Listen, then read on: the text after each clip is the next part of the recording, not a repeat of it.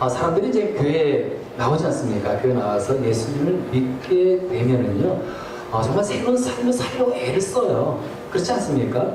우리 신앙생활 하면서 예수 그리스도를 믿으면서 우리가 그냥 살아갈 수 있겠습니까? 어떻게든지 정말 예수님을 믿고 그리고 그분대로 살려고 애를 쓰죠. 근데요, 그게 이제 애를 쓰긴 쓰지만은, 근데 많은 그리스도인이라고 말할 수는 없겠지만은 어떤 그리스도인들은요, 믿음에서 나오게 돼요. 그리고요, 풍성한 삶을 살지 못해요. 예수 그리스도를 믿는다고 분명히 말은 하지만은 새로운 삶을 경험하지 못해요. 그 이유가 뭘까요? 우리가 예수 그리스도를 믿으면은 새로운 삶을 살고 풍성한 삶을 경험하면서 우리가 풍성하게 신앙생활을 해야 되잖아요. 이게 정상적인 그리스도인의 모습이기도 하고, 근데 이게 왜 안 되냐 그거예요. 사실 고민이기도 해요, 이게. 그래서 우리 한번 이 문제를 살펴보려고 합니다. 원래 바울은 이렇게 얘기를 하네요. 나는 그리스도와 함께 십자가에 못 박혔습니다. 십자가에 못 박히다. 참 이거는요, 비장한 말이에요. 진짜 이거는 진짜 이 마음에 비장을 볼 수 있는 그런 이 말씀인 겁니다. 근데요, 십자가에 못 박혔다. 이것은 무엇을 의미하는 겁니까? 죽었다. 이런 의미예요. 죽었다. 쉽게 얘기해서 이겁니다. 우리 이제 성도들, 그리스도인들이요, 내가 이제 십자가에 못 박히려고 한다 하면서 가는 게 아니라는 거예요. 이미 십자가에 못 박혀 있다는 겁니다. 지금도 못 박혀 있다는 거예요. 현재도 못 박혀 있고, 이거예요. 그래서 이 못 박혀 있다는 이 말씀이 참 이게 아주 우리에게 비장한 그런 이 말씀인 거죠. 근데 우리가 여기서 이제 봐야 될 게 이겁니다. 십자가에 못 박혔다. 이것은 어떤 의미가 있냐면요, 다양한 의미가 있어요. 먼저는 내가 죽었다. 이런 의미가 있다 했잖아요. 뿐만 아닙니다. 내 자아가 죽었다. 그리고 여러분, 십자가에는 누가 못 박혀 죽는 겁니까? 죄인이 십자가에 못 박혀 죽잖아요. 그럼 내가 십자가에 못 박혔다는 것은 그럼 나는 누구라는 겁니까? 죄인이라는 거예요. 그래서 나는 내가 십자가에 못 박힌 거 보니까 나는 정말 죄인이구나, 이런 의미가 있는 겁니다. 또 한 가지 뭡니까? 십자가에 못 박힌 것 무슨 의미하는 겁니까? 내 옛 성품, 나의 옛 사람이 죽었다는 거예요. 바울 한번 보시기 바랍니다. 바울이 이제 이렇게 얘기하죠. 나는 그리스도와 함께 십자가에 못 박혔습니다. 나는 누굽니까? 바울이죠. 나는 십자가에 못 박혔습니다. 바울 얘기하는 거예요. 근데 더 구체적으로 얘기해 봐야 될 것 같아요. 자, 바울은 바울이에요. 하지만 바울의 무엇입니까? 바울의 옛 사람이에요. 나는 십자가에 못 박혔습니다. 이것은 또 바울의 나, 즉 옛 사람인 내가 죽었다라는 거와 똑같은 겁니다. 여러분, 그 바울은 어떤 사람이었죠? 바울은 그 전에 이름이 사울이었죠. 사울은 종교적인 열심이 굉장했습니다. 그래서 이제 이 종교적인 열심이 얼마나 굉장했는지, 여러분, 그리스도인들을 핍박하고 교회를 잔해하는 그런 아주 그런 사람이었어요. 뿐만 아니죠. 자기는 이 의를 이루기 위해서 율법을 철저히 지켜나가는 사람이에요. 그래서 율법 지키지 않는 사람들은 정죄하고 비난하고 이런 사람. 이게 바로 이 바울의 옛사람의 그 모습인 겁니다. 그런데 예수 그리스도를 믿고 나서 바울이 자기 옛사람을 진짜 이 십자가에 딱 못 박고 나서는 어떻게 된 겁니까? 다시는 율법 살지 않고요, 복음을 살아가고, 그렇게 이방인들 싫어하고 미워하고 핍박했지만은 그 이방인을 위해서 자기 목숨을 버리고 복음을 증거하는 그런 사랑의 사도로 바뀌어버렸어요. 자, 그럼 여기서 우리가 이걸 생각해야 되겠죠? 자, 그렇다면 왜 그리스도인들은 그리스도 안에서 새로운 삶을 누리지 못하는 것인가? 여기는 질문에 답이 나오네요. 왜 우리는 그리스도인이면서 그리고 하나님의 이 자녀이면서 하나님의 뜻대로 살지 못하냐 그거예요. 저도 마찬가지예요. 여러분도 마찬가지고 우리 모두의 문제를 가지고 좀 얘기하는 겁니다. 다른 게 아니에요. 예수 그리스도를 믿었어요. 예수 그리스도를 믿고 있는데 옛사람 그대로 우리가 예수 그리스도를 따라가려고 하니까 이게 안 되는 거예요. 옛사람을 십자가에 못 박아야 되는데 이걸 이 옛사람 그대로 가지고 옛사람 그대로 예수를 가려고 하다 보니까 새로운 삶을 누리지 못하는 거예요. 정말 풍성한 삶을 놓쳐버리는 거예요. 예수 그리스도를 우리가 믿고 이 옛 성품을 우리가 그대로 가져가지 않습니까? 우리 모습이 어떤 거예요? 남들이 그리스도인이라고 볼 수 있겠습니까? 몸은 교회에 나오지만은 우리는 글쎄요 남들로부터 그리스도인이라고 인정을 받지 못할 것 같아요. 이거 뭡니까? 옛 성품, 옛 사람이 십자가에 못 박아야 되는데 이게 살아있어가지고 움직이고 행동하니 생각하고 그런 가치관을 가지고 가니까 항상 우리 고민이 되는 거예요. 나는 왜 이렇게 새로운 삶을 살지 못하지? 난 예수 그리스도를 믿어서 좀 변화된 삶을 살아야 되는데 왜 나는 그 전이나 지금은 똑같지? 이거 뭐라고요? 옛사람, 옛성품, 옛 본성을 그대로 가지고 예수 그리스도를 따라가기 때문에 그런 거예요. 다른 이유가 있는 게 아닌 거예요.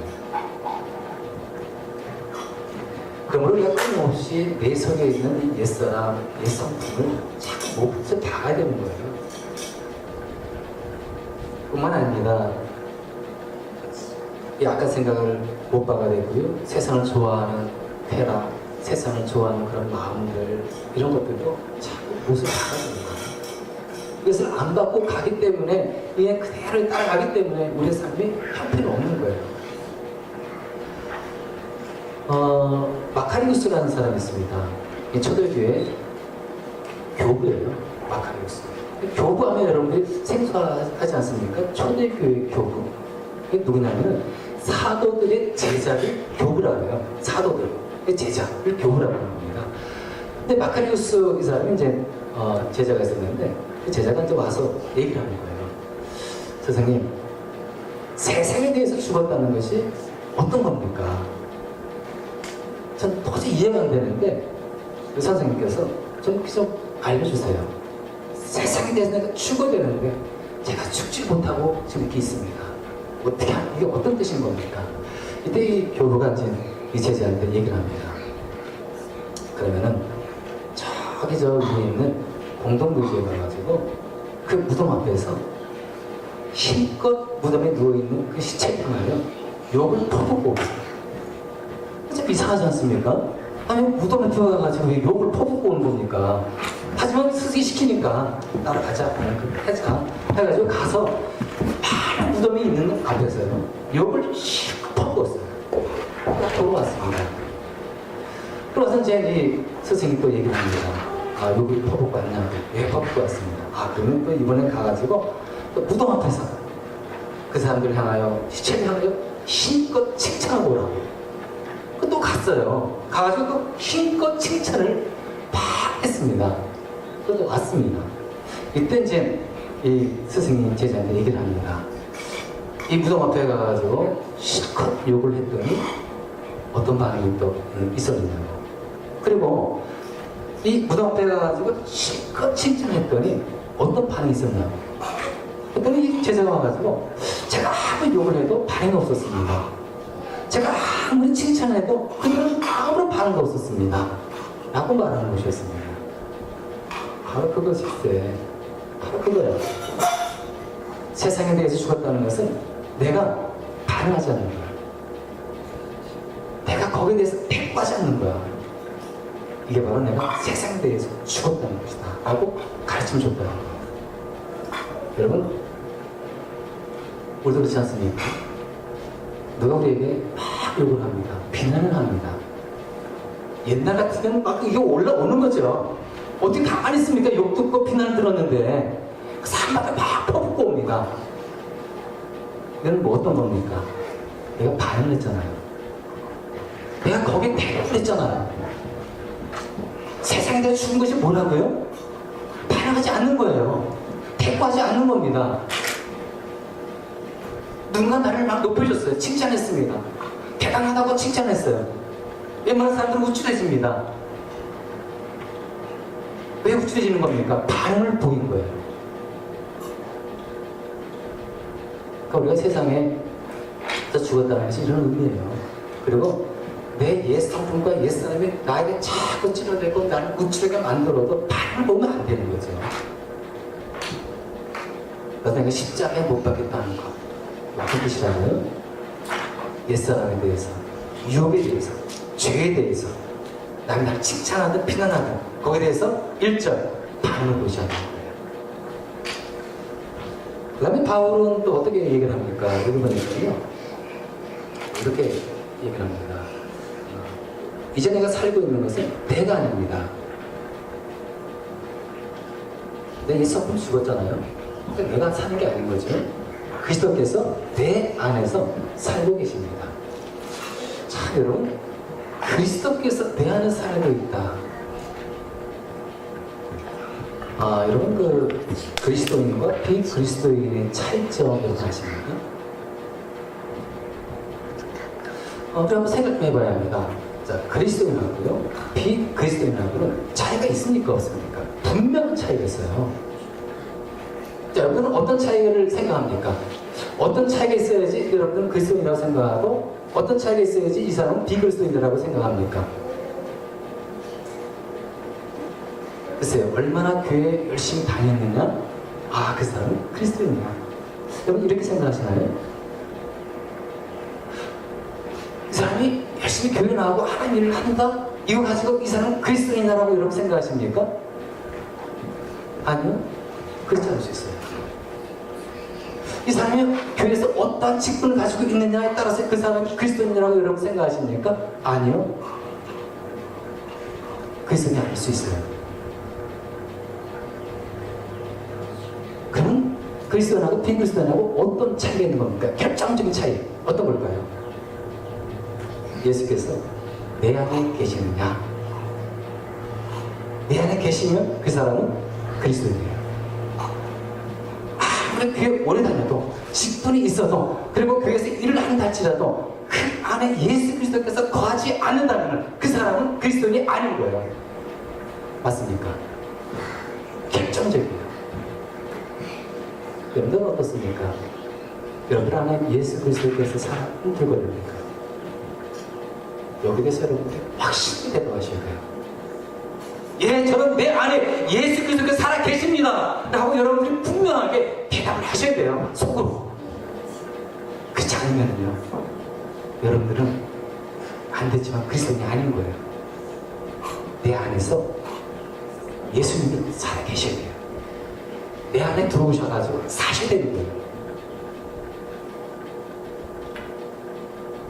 믿지 사람들이 예수 그리스도를 믿게 되지 않습니까? 믿는다는 것은 단순하게 예수 그리스도를 믿는다. 어떻게 이제 믿는 겁니까? 일단은 우리가 예수 그리스도를 믿기 전에 내가 죄 있는 것을 절제 여러분들 회개하셔야 돼요. 내가 진짜 하나님 정말 죽을 죄입니다.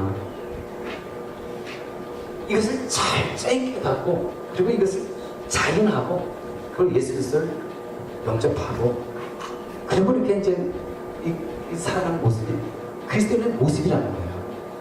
그리고 그분 안에 그 안에 예수 그리스도가 살아 있는 거고 거하시는 거고.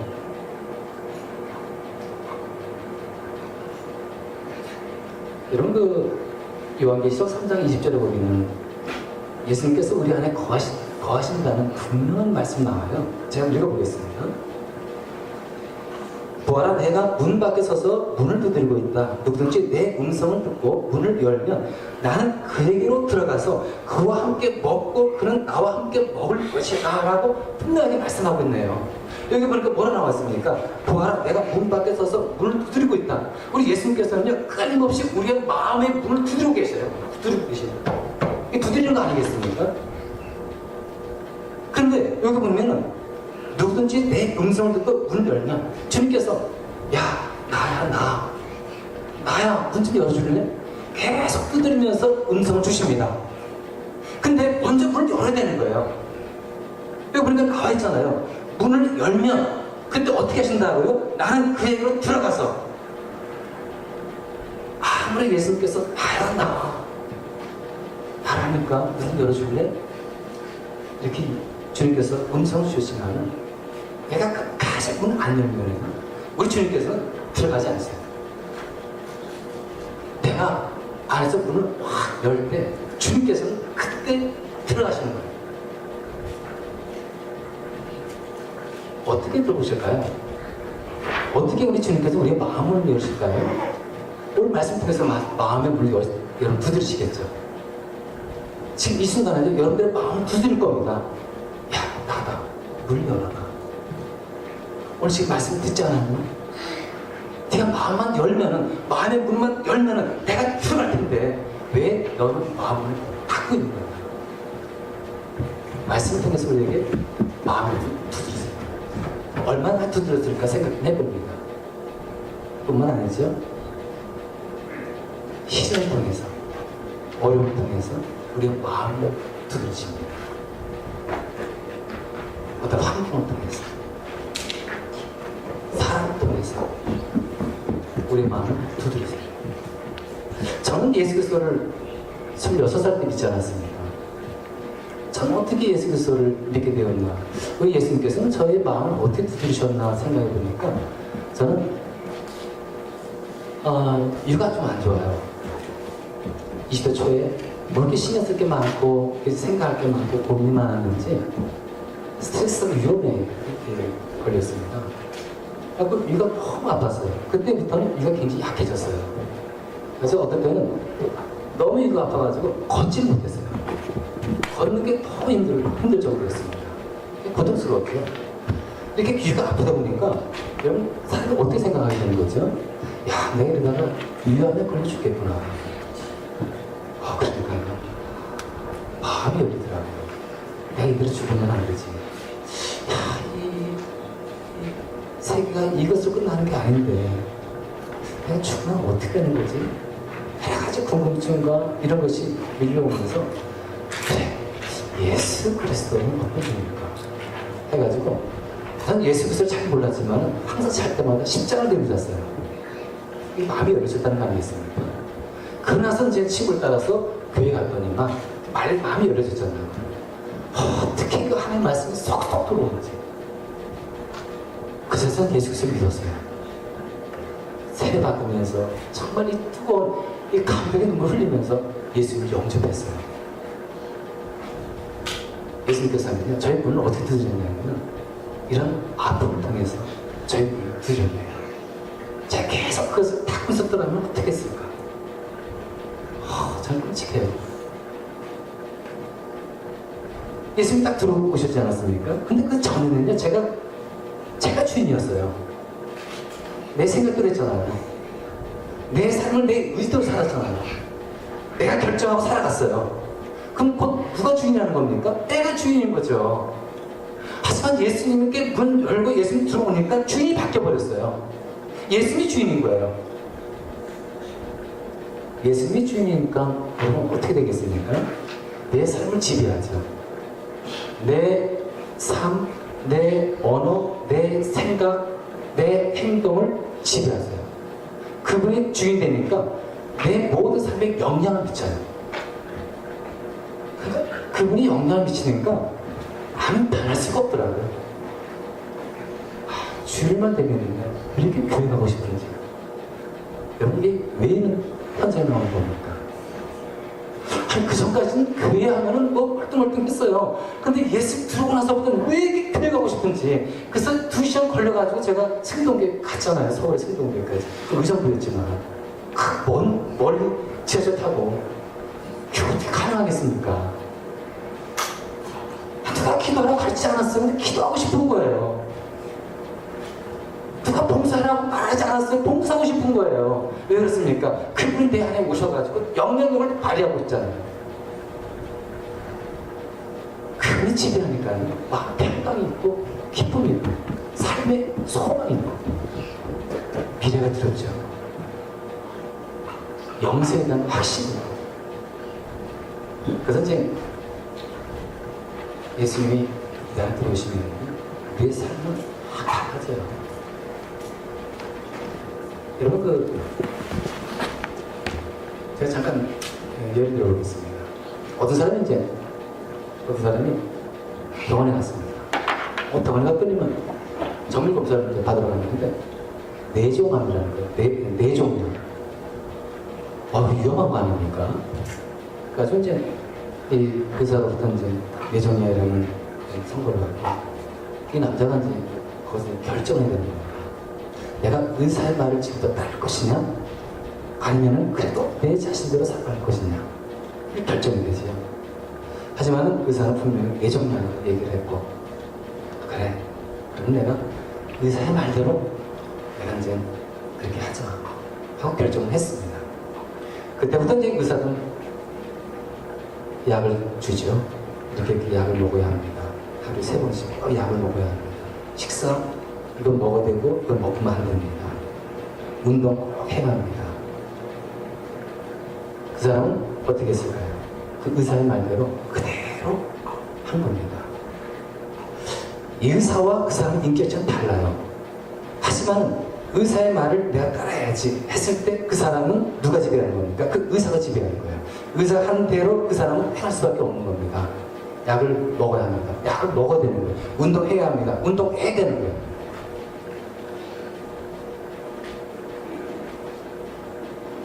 우리도 마찬가지 아니겠습니까? 예수님께서 우리 안에 거하시면요, 우리는 주인이 바뀌었잖아요. 그럼 누구의 가르침을 받으겠습니까? 예수 그리스도. 예수 그리스도는요, 내 안에 오셔가지고 말씀하시고 가르치시고 교훈하시고 깨닫게 하시고, 그래서 우리의 삶과 생각과 우리의 행동을 주관하세요. 영향력을 미칩니다. 이런 삶은 행복한 거죠. 이런 삶은 새로운 삶인 거예요. 이런 삶을 살아갈 때 이거는 평소한 삶인 거예요. 그래서 우리 예수 그리스도께서 내 안에 오신다는 걸 여러분들 거부하시면 안 돼요. 즐거운 마음으로 여셔야 되는 겁니다.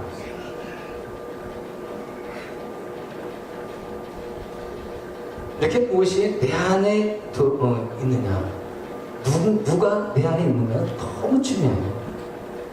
과연 내 주인은 누구인가? 여러분은 나의 주인은 누굽니까? 이걸 꼭 생각하셔야 합니다. 누구 따라 사는 것인지, 내 의지 따라 살아가는 것인지, 주님의 말씀대로 살아가는 것인지. 빅토리아 여왕 여러분 아시죠? 영국에. 이 빅토리아 여왕 때 영국은 최고의 전성시대를 누렸다고 합니다. 해가 지지 않는 나라. 그때가 언제입니까? 빅토리아 여왕 때예요. 지금보다 지금 영국도 강하지만 최고로 강한 때가 바로 그때라는 겁니다. 빅토리아 여왕 때가, 빅토리아 여왕이 바로 왕이 있었을 때. 근데 빅토리아 여왕은 신앙의 그 여왕으로 잘 알려져 있죠. 그래서 이제 신앙 그 믿음을 가지고 나라를 통치했습니다. 그러다 보니까 참 그 당시 영국이 최강의 그런 힘을 가지고 있었던 것은 분명한 이유가 있네요. 바로는 빅토리아 여왕이 이제 지방의 시골을 이제 방문했습니다. 시찰한 거죠. 가난한 지역으로 가게 됐습니다. 가난한 지역에 가면서 어느 가난한 그런 이 집에 이제 들어가게 된 겁니다. 마치 그 여인도 신실한 그리스도인 여인이었어요. 그 집의 주인이. 들어가면서 이제 이런저런 얘기를 하지 않았겠습니까? 그리고 또 이 자기 집에 이 여왕을 좀 맞이했으니 이 주인이 얼마나 또 진짜 아주 그냥 기뻐했고, 그리고 또 이 뭡니까? 감격이 있겠습니까? 그래서 이제 이 여왕이 이제 묻습니다. 지금까지 이 집에 들어온 손님 중에 가장 존귀한 손님은 누구였습니까? 라고 물은 거예요. 그랬더니 그 여자 주인이 좀 얘기를 합니다. 당연히 우리 집에 지금까지 들어온 손님으로 최고로 우리 여왕 태어납니다. 그래서 이 여왕이 이제 얘기를 하는 거예요, 여인한테. 글쎄, 그게 아니겠죠. 아무래도 이 집에 가장 진짜 고귀한 손님으로 예수님이 아닐까요? 이 빅토리아 여왕은 자기가 진짜 시장적인 말을 한답시고 이렇게 한 거예요. 이때 이 여인이 이런 얘기를 합니다. 근데 예수님께서는 손님이 아닙니다. 예수님은 나의 주인입니다. 라고 말을 한 거예요. 베드로 형은 여기서 이제 많은 것도 깨닫고, 맞지. 예수님은 손님이 아니시지. 바로 나의 주인이시지. 이것도 깨닫고, 다시 한번 깨닫고 올라갔던 겁니다. 여러분들은 예수님을 마음으로 모셔드리지 않았습니까?